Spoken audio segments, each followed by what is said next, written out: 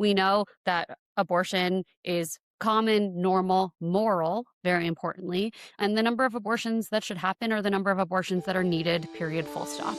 Welcome to Come Talk with Amy, the podcast where sex isn't whispered about, it's talked about out loud. I'm Amy, your host and intimacy coach, here to spark raw, playful, and unfiltered conversations about relationships, desire, and everything in between.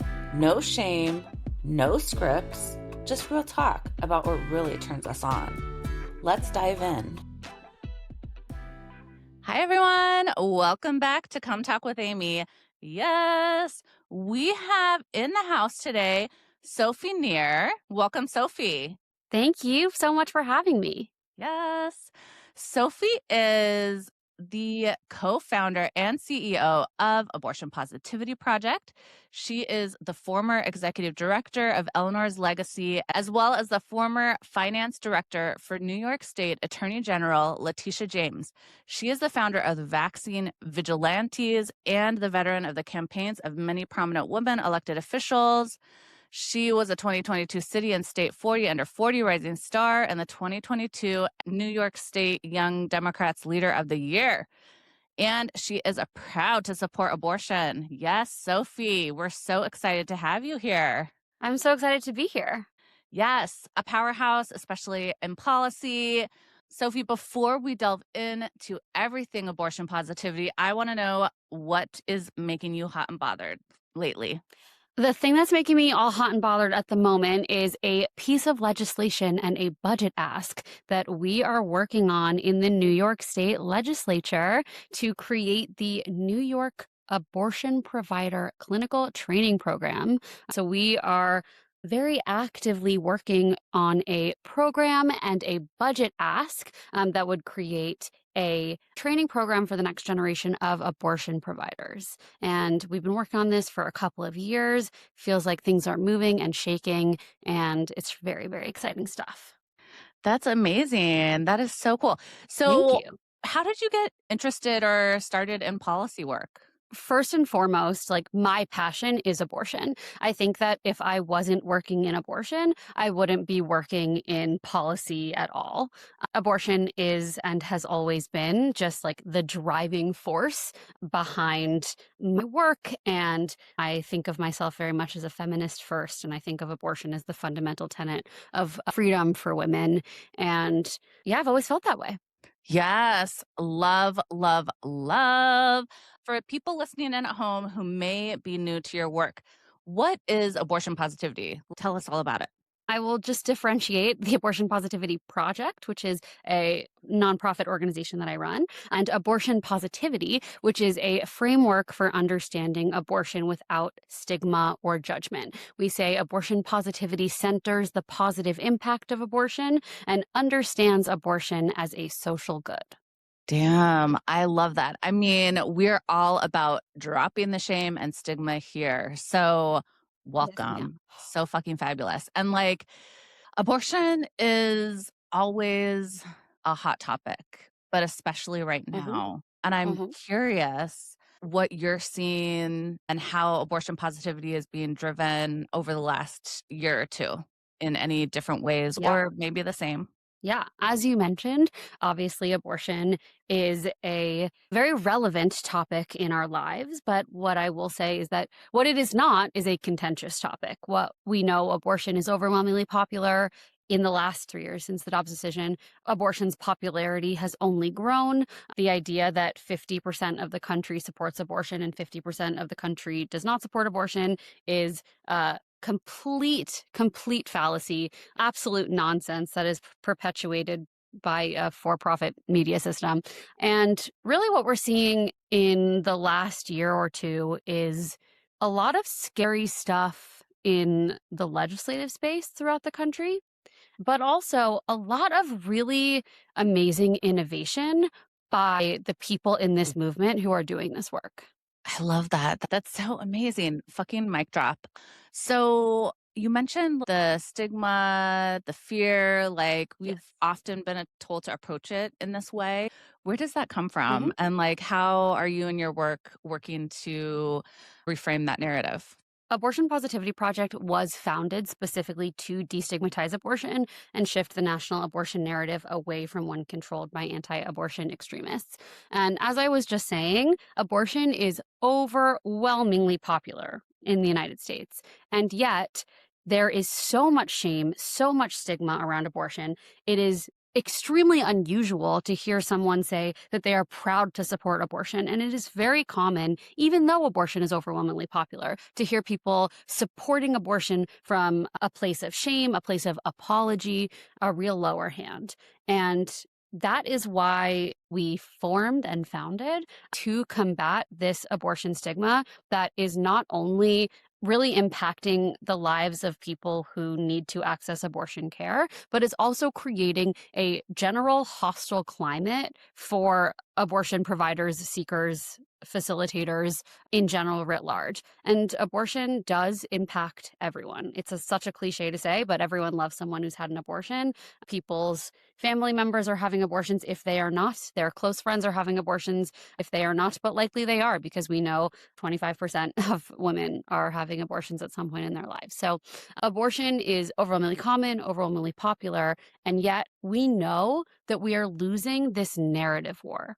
We know that the way that abortion is discussed in public and private life, as we say, from the legislature to the water cooler, we know that the way that abortion is being discussed is disparaging, is stigmatizing, and fundamentally undermines rather than furthers the goal of the majority of Americans, which is to create a world where abortion is safe, legal, affordable, accessible, and stigma free. Yes, absolutely. And like, how does stigma intersect with sexuality, pleasure, and bodily autonomy overall? First of all, there is so much stigma really geared towards women living, and that extends absolutely to sexuality, to pleasure, to abortion, birth control, reproductive health access in general. I also think that there is so much guilt and shame around abortion as it specifically pertains to sex. There is an idea that I think is probably being perpetuated by religious dogma that sex for women should be punished. And forced pregnancy is a punishment for women having sex. And I think that Yes. those things are so interconnected. So fucking interconnected. Like, you hit the nail on the nose there. And like, I'm a nurse as well. And abortion it's a basic human right. It's a basic healthcare. And yet it's become so politicized for all of the reasons that you've stated. And I And think so, the fact that you said mhm. that it's politicized is really important because often we hear that abortion is political, and abortion is not political. Abortion, as you said, is a normal, typical, standard healthcare procedure that many, many, many people will have in their lives. And yet there is an amount of politicized debate that is sort of deeply singular and inappropriate. I often say about 2 years ago, I had sinus surgery, which I will tell you was a horrendously bad experience. But what did not happen is nobody conducted a national poll, should Sophie have sinus surgery? Right? That is a singular way that we treat abortion. Even I talk all the time about how abortion is popular, but I also think it's important to note that it shouldn't matter if abortion is popular because what you do with your life and your body and your healthcare, it shouldn't matter. Other people shouldn't have an opportunity to weigh in any way. Certainly not the government. Yes, absolutely. And going back to what you were saying before, I mean, the fact that it's women's bodies, it has to do with Mhm. sex and women having sex and their right to have sex, right? And going in all of the shame around it and that it should be a punishment. I love that you said Mhm. that because that is so true. What other aspects of language do you see shaping and playing into our experience of abortion? There are so many examples. I mean, I'll just start with the most basic one. It's the language of quote unquote pro choice. The pro choice language itself was selected via focus group to distance our movement from abortion. But of course, if you have an abortion positive Yeah. outlook, there's no reason to distance from abortion. If we have removed the stigma and the shame associated with abortion, there is no reason to distance ourselves from abortion. So I very, very proudly am pro abortion and identify as such. I think also the other side of the quote unquote pro choice coin, a phrase you will never hear me say again, but I'll just say it once now, is pro life. That is a phrase that really gives an extremely, extremely false sort of upper hand to a small but very loud group of people who want nothing more than to disenfranchise and dehumanize women and people. So that is language that we as a movement should be moving absolutely miles past from. Another Definitely. example of language that we hear all the time, which some of the listeners who were in the mix in the 90s might be familiar with, is the language of, quote, safe, legal, and rare. And that is a phrase that was popularized by Bill Clinton, adopted by Planned Parenthood, really used for decades. And of course, if you are suggesting that abortion should be rare, you are suggesting that there is something fundamentally wrong with it. We know that abortion is common, normal, moral, very importantly, and the number of abortions that should happen are the number of abortions that are needed, period, full stop. We should be completely eliminating Yes. any language around rarity from our lexicon. And then a last one I'll mention, though I could go on for a week and a half, is language around abortion later in pregnancy. There is this deep, deep stigma. I mean, all abortion is, heavily stigmatized, but there is a specific stigma around abortion later in pregnancy that I think the way it is discussed is really, really terrible. And it is so harmful to the people that need to access that care. When we know in reality, all abortions are valid at any stage in pregnancy. There is never a reason for a person to be forced to be pregnant or give birth against their will, no matter what. And that goes if you're having an abortion in your 6th week of pregnancy or at any other point at your 36th week, it doesn't matter.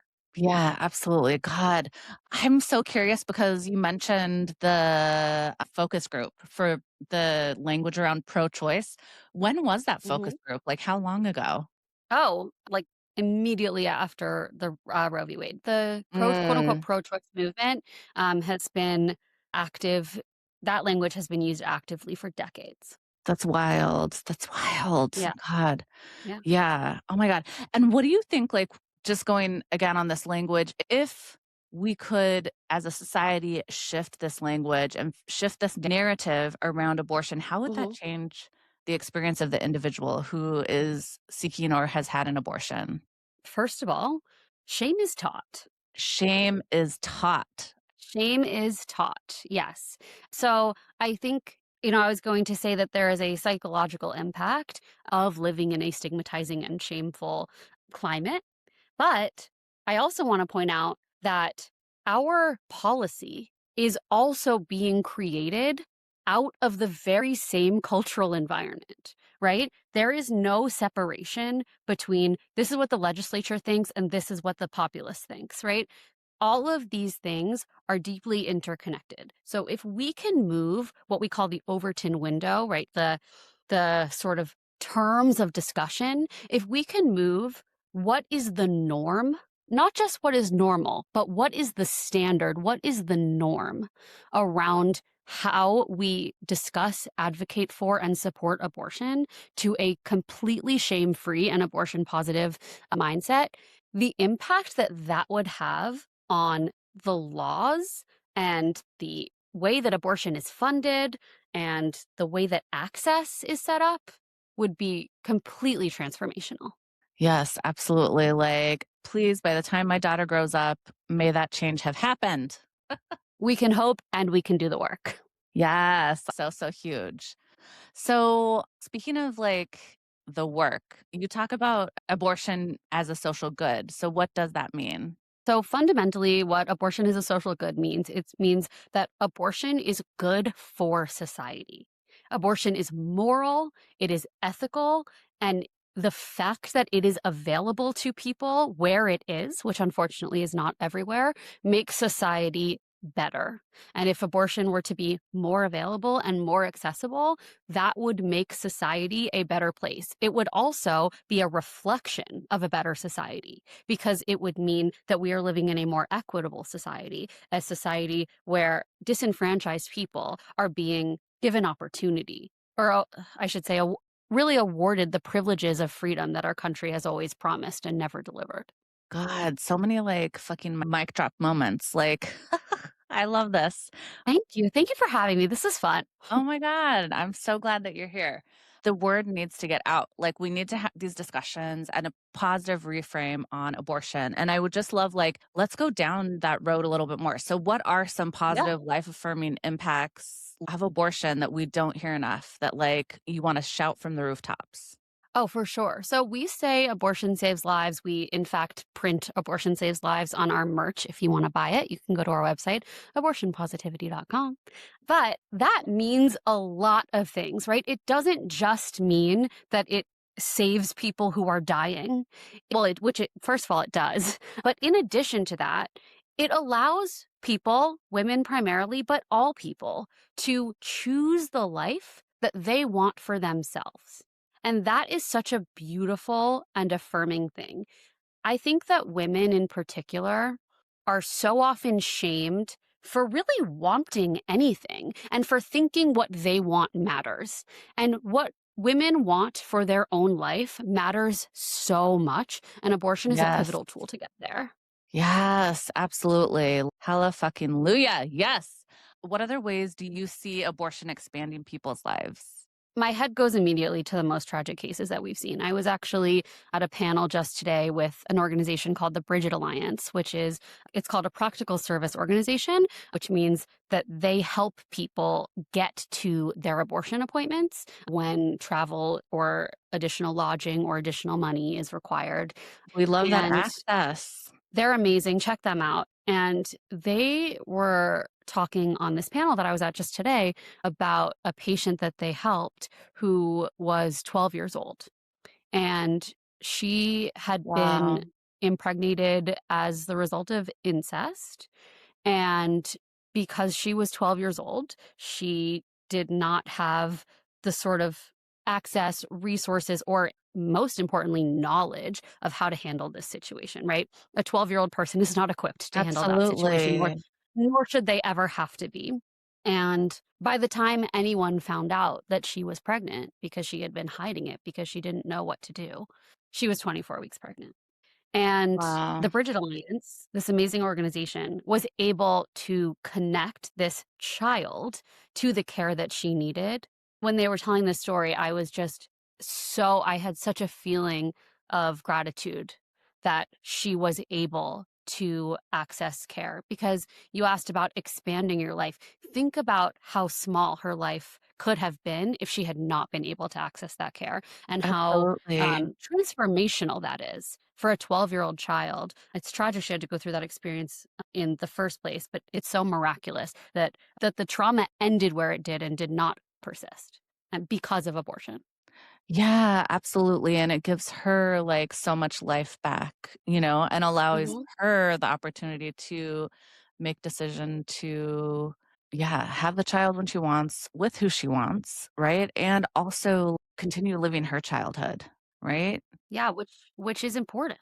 Like, it is the way we hear specifically, male politicians talk about abortion really removes the fact that the pregnant person, in this case, a pregnant child, her life is deeply important. What she wants for her life and her future is deeply important. So, abortion positivity really centers the fact that what we want for our own lives really matters. And another language thing that I'll point out is we often hear, well, if this person got an abortion and then they could go on to have this amazing life or this amazing career. And you don't even have to have that. You don't have to like cure cancer in order to deserve to have had your abortion. You can live any life that you select for yourself. And the fact that you were able to select that life for yourself is 100% important, valid, and abortion positive. Yes. No justifications needed. And I'm curious, like, on Yep. your thoughts about when we stop justifying and start valuing abortion, like, what shifts happen? Justification is a great word for it. I think that we would create a world that was really fundamentally different for women. Because with the understanding that abortion doesn't need to be justified, would come the understanding that women's lives, destinies, futures, women in general matter.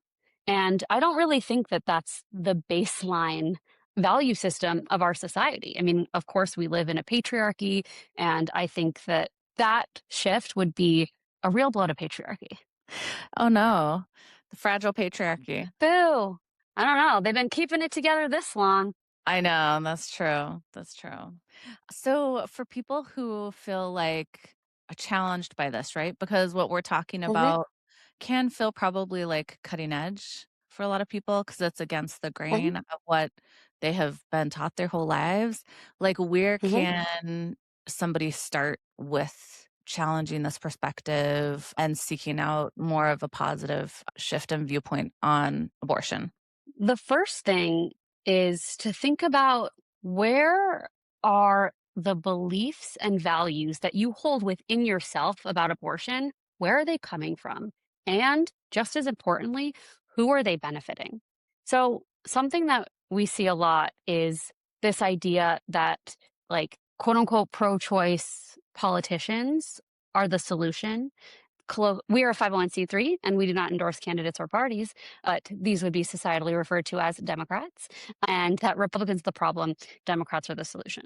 When we look at the way that Democrats and people who self-identify as pro-choice and people who identify themselves with the only pro-choice political party in the country, when we look at the way they talk about abortion, when they look at the types of language they use, the types of legislation that they're willing to propose versus not willing to propose, what we see is that stigma is really being perpetuated by not only opponents of abortion, but also people who think that they are supporters of abortion or at least abortion access.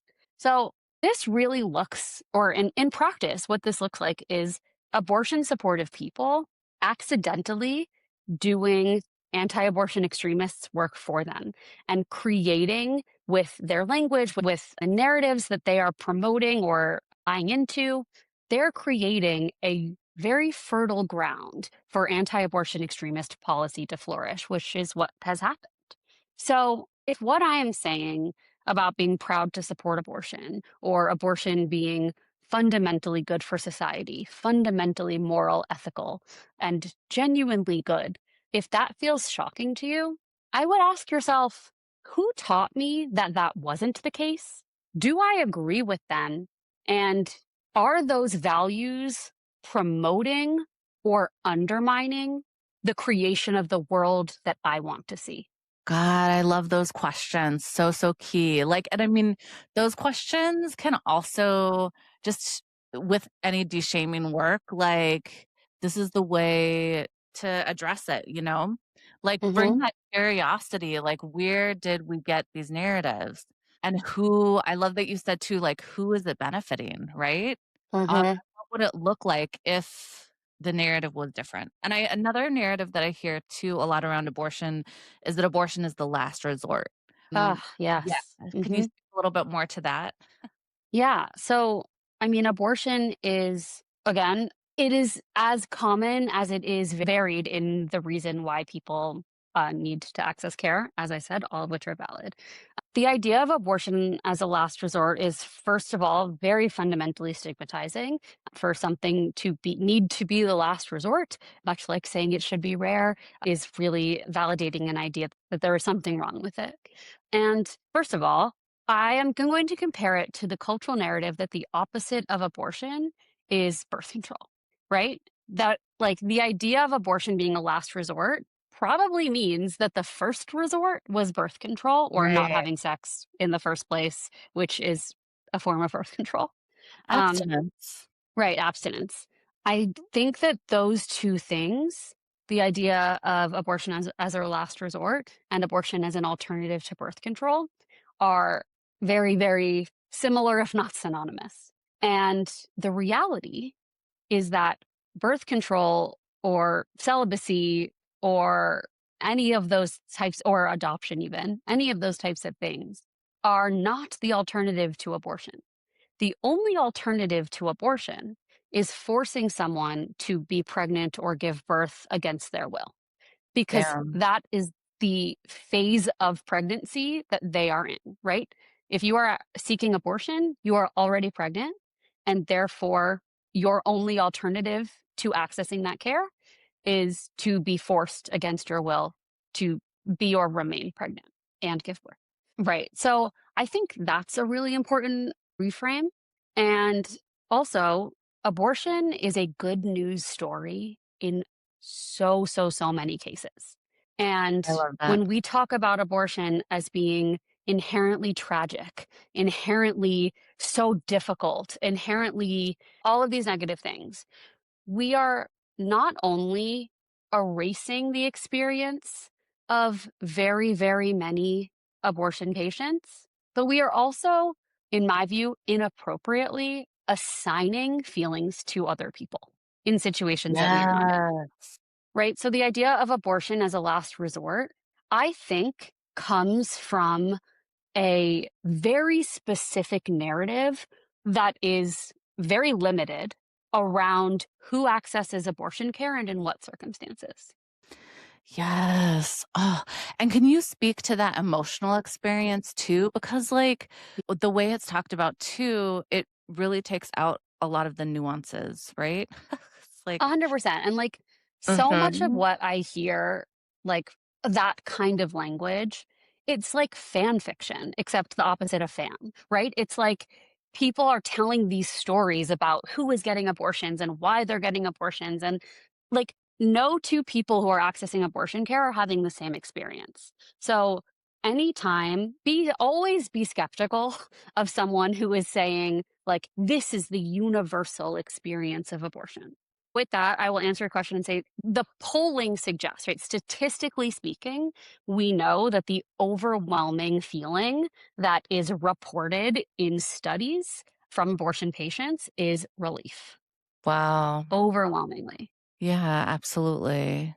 Yeah, that makes so much sense.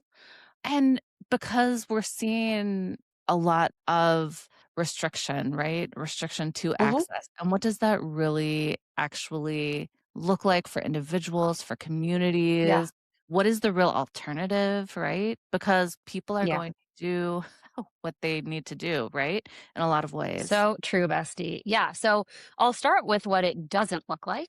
And what it doesn't look like is the abortion rate going down. The abortion rate has gone up because Boom. people want to access care. And thankfully, there is an infrastructure of people, organizations, financial backing to make sure that people are able to access care, even though in many cases, their governments are really operating against their best interest and making their lives harder and endangering their lives in very serious and real ways. So we have seen the abortion rate go up despite these bans, and yet they are so deeply harmful.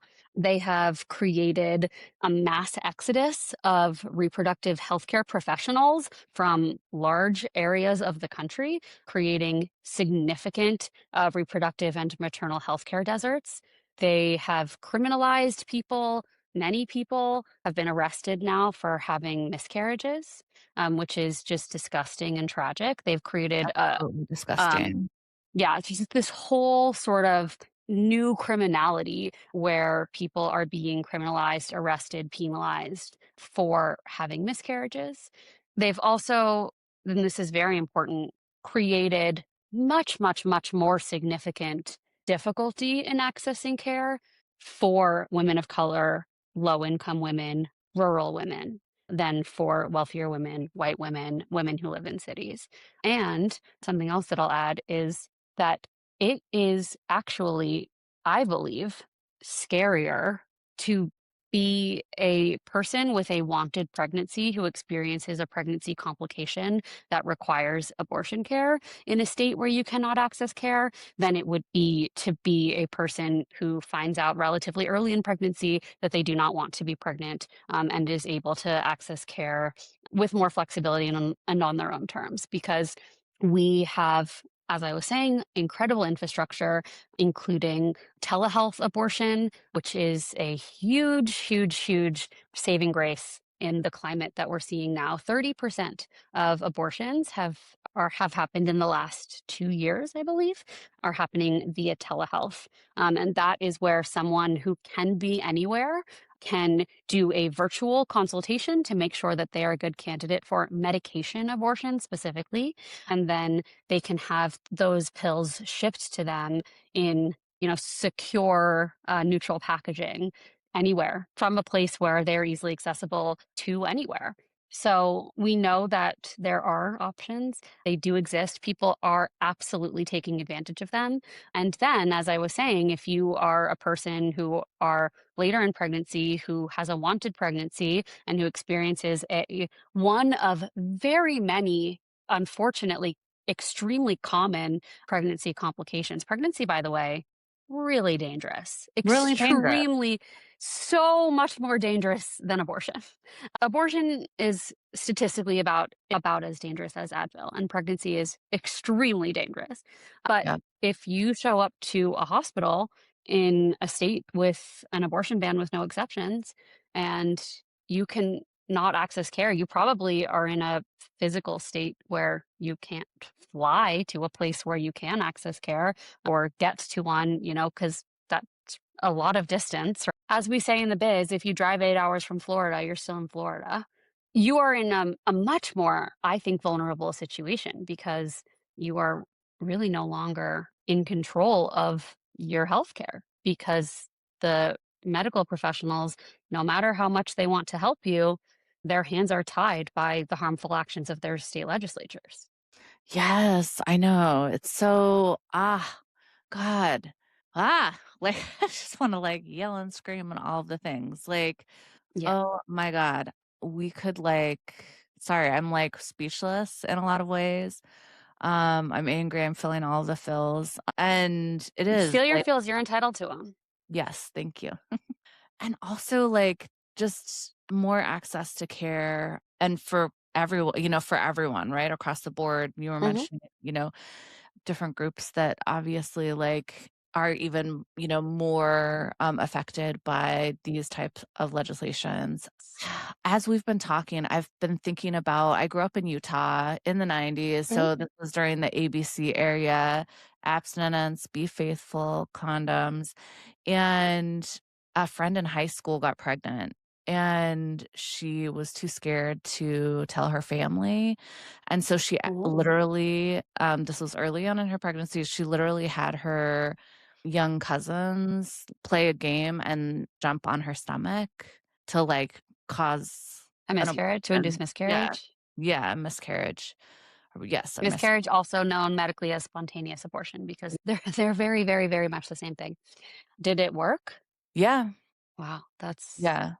what a Which story. is yeah, I know, but it's just like people we need to prevent those type of things, right? Like those people having to go to such extreme measures Mhm. and, accessing like unsafe abortions where, they don't have the right, sterilized techniques, etcetera. So, yeah, Right. so many, And just for anyone listening, if you do find yourself in a situation where you are pregnant and you don't want to be, no matter where you are, you can access medication abortion.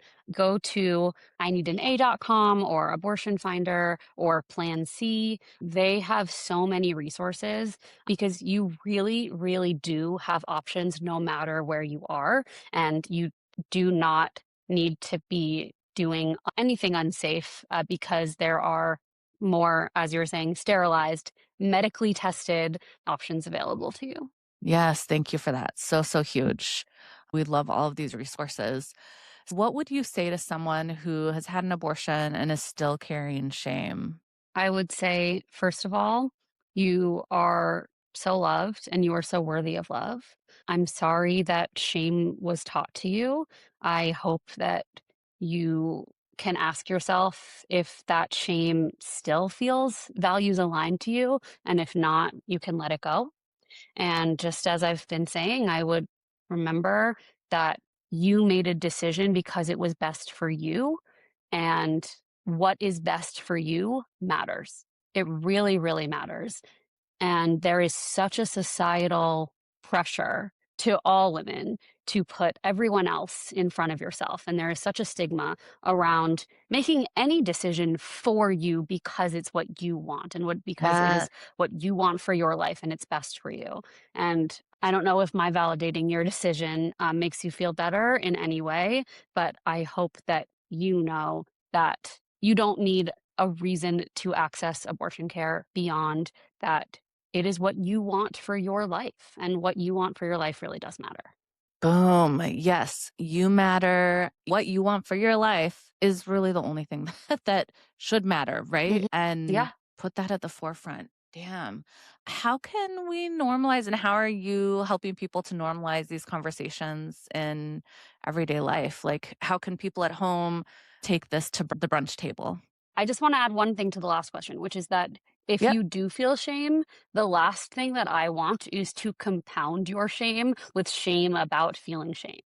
So, if you Thank do you for feel that. shame, that is a totally reasonable response from living your entire life in a social climate that promotes and endorses abortion shame. So, it is feeling shame is a totally sensical reaction, and you shouldn't feel shame for feeling shame if you do.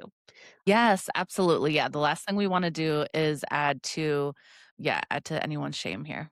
And if you are on a journey of letting that shame go and that takes you time, do it in your time.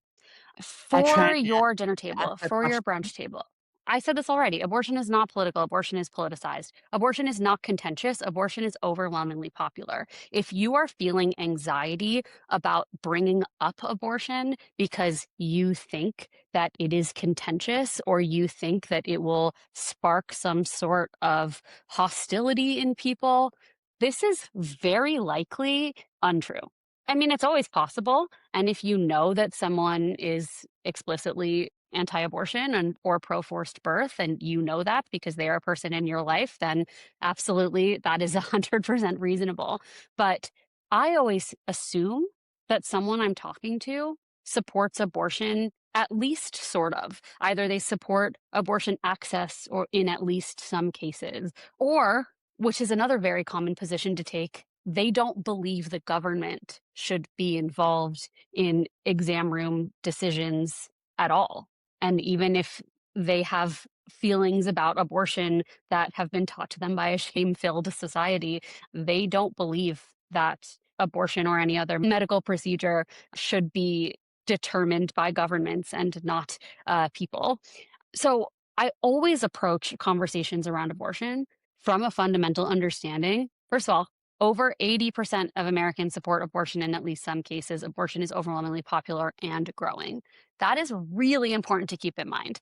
Not because it is the reason we support abortion. I always say if abortion has one supporter, it's me. If abortion has zero supporters, I'm dead. Like, I would support abortion very proudly if it was unpopular.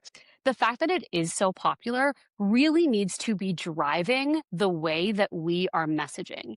This sort of Yes. underhand, low ground messaging, not only does it not work, because think about the strategy. I know it's like taboo to talk strategy, but think about the strategy of saying this thing, it's no matter what it was, this thing, it's kind of bad and I'm sort of embarrassed to support it, but you should really support it. Think about the terrible strategy that that is, right? Can you think of anything less effective? Absolutely. Um, right? A less effective way to garner support for anything. So it's so important that we know that we have the majority and we use it to our advantage and we speak from the high ground.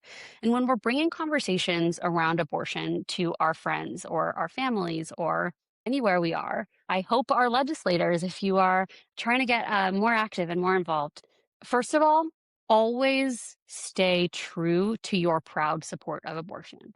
That is the one thing that you never, ever need to waver on.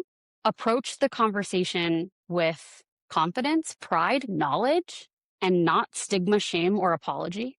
And also remember that abortion really touches everything. Abortion is relevant to everyone and it touches every like sector of our lives. So there isn't really a table that I think abortion is not appropriate to discuss at because abortion Yeah. is affecting everything and everyone. So why shouldn't it be discussed everywhere and with everyone? All right, everyone at home, you heard it here from Sophie and from me. Hmm. Go and bring this conversation to the brunch table and to every And table we're at. I'll add that that's why I'm so grateful to be here because I think that bringing intentionally destigmatized conversation about abortion to people through the podcast that they already love is actually much more impactful than you'd think. Going on a podcast or maybe doesn't sound like it's going to change the world, but I think that bringing intentionally destigmatized conversation around abortion is a really important step in creating the norms in our culture that set the stage for policy that creates and widens abortion access for everyone. Where we live right now, I would describe as like a sort of scarcity culture around abortion access, as opposed to a climate where abortion is genuinely accessible, safe, legal, affordable, accessible, and stigma free, as we say. So we all need to be doing what we can to shift that needle. 1,000 fucking percent. And here at Come Talk with Amy, I mean, literally, the tagline is bringing sex out of the shadows and into day to day convos. And that Hmm. includes abortion care. And so, thank you so, so much, Sophie, for bringing this conversation to us today. I'm so Thank excited you. to hear from our listeners what landed for you today. And Sophie, before we wrap up, we love to come to completion Hmm. here at Come Talk with Amy. Are you ready Of to come to course. completion? Oh, born ready. Yes. Okay, so this is our rapid fire round. Okay. Sophie, complete Okay. the sentence. Abortion is. A miracle. Yes. Oh my God. I love that. Yes. Abortion is a miracle. Okay. Hmm. I'm like, I don't know if that's on your merch too, but if not, another The merch, next drop. the next merch drop. Okay. One Mhm. word you're done with in this conversation around abortion. Choice. Love. Love. Okay. One word you want us to use more. Abortion. Yes. Abortion is not a dirty word. We do not need to distance ourselves from it. Yes. Abortion is not a dirty word. Say it Mhm. proud, say it loud. Okay. Pleasure and choice are. Intrinsically linked. Ooh, damn. I love that. Whew. Okay. A myth about abortion you'd love to retire right now. That abortion later in pregnancy is any less moral than any other abortion. Yes. Yes. Okay. The sexiest thing about bodily autonomy is. That we can control our lives, our destinies, and our futures. Oh my I God. think that's So sexy. good. So good. Okay. If shame had a mute button, what replaces it? Abortion positivity. There you go. All right. Your hot take on good versus bad reasons. All abortions are valid. There is no Yes. reason why anyone should ever be forced, justifiably be forced to be pregnant or give birth against their will. There are only bad reasons to force someone to give birth or be pregnant against their will. So there's only good reasons to have an abortion, and all abortions are valid. Yes. I love that. All abortions are valid. We're here for it. Mhm. Okay. Something Yeah, people are afraid to say, but they should say. that they are proud to support abortion. Yes. I Not love it. just that they support abortion, but they support it proudly. Proudly. We are here. We are supporting it proudly. Sophie, thank you so much for bringing this conversation to the Come Talk with Amy listeners and crowd. Thank you so much for having me. Yes. Before we wrap up, where can people find you? You can follow us on Instagram at Abortion Positivity. Join our mailing list on our website, abortionpositivity.com. As I said, we are a registered 501c3 nonprofit organization. If you want to donate to support our work, you can do so through our website, and we would be very, very appreciative. Your money would go very far. Yes, we love that. And we'll have all of your information in the show notes. Thank you. And buy our Remember, merch, also and buy available at your our merch. website. I mean, hello. We definitely buy the merch. Definitely say abortion, say it loud, say it proud, say it in Mhm. every room that you're in. And as always, thank you for coming. Please come again, and come again. Remember to masturbate, lubricate, and get ate. Bye, everyone. That's all for today, lover. Remember to masturbate, lubricate, and get ate. If you liked this episode, share with a friend, like, subscribe, and as always, thank you for coming. Please come again, and come again.